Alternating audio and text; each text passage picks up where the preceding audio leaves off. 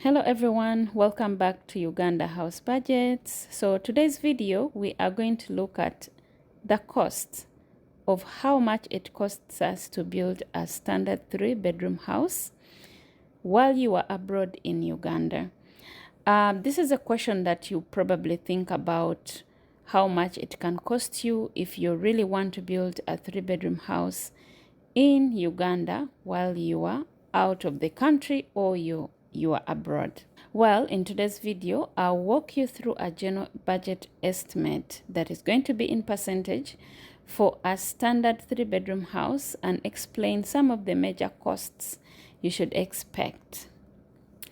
But before we start, I want you to remember that the estimates here are based on the research that we make and the current market trends in Uganda, and that the costs of building your house can vary depending on the location that you choose to build that house, your house design, your material choices that you want to use to build the house, the labor costs that you will be charged, and the changing market conditions. Like, for example, recently, a few months ago, we were experiencing high fuel costs and everything was costly due to that. So the materials were high in prices because wherever you would go, they would say, oh, due to high fuel costs, that's why our prices are high now. So now let's get started. When we talk about a standard 3-bedroom, we usually refer to a home that has 3 bedrooms, a living and dining area, a kitchen, 2 or 3 bathrooms, a veranda or a small porch. So for a sample budget breakdown for such a house goes as follows. Let's say your total budget is 140 million Ugandan shillings.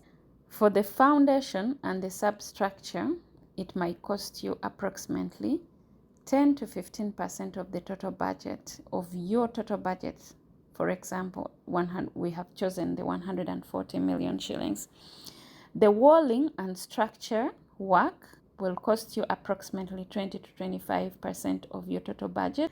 So the roofing will cost approximately 15 to 20% of your total budget. The doors, windows, and fittings, approximately 10 to 15% of that total budget.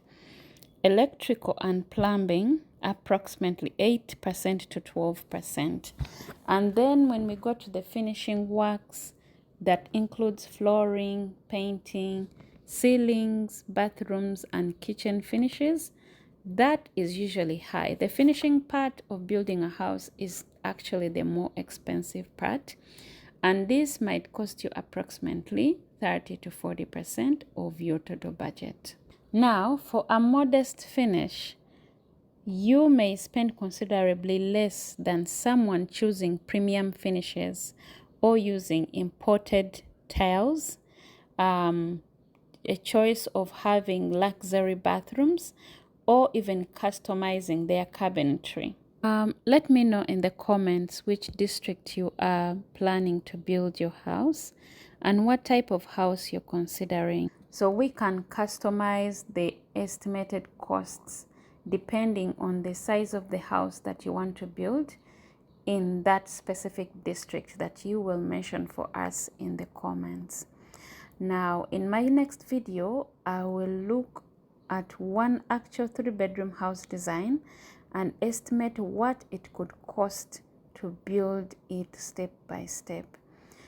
Thank you for watching. If you found this video helpful, please like, subscribe, share it with your fellow Ugandans in the diaspora, friends and family who are planning to build back home. See you in the next video.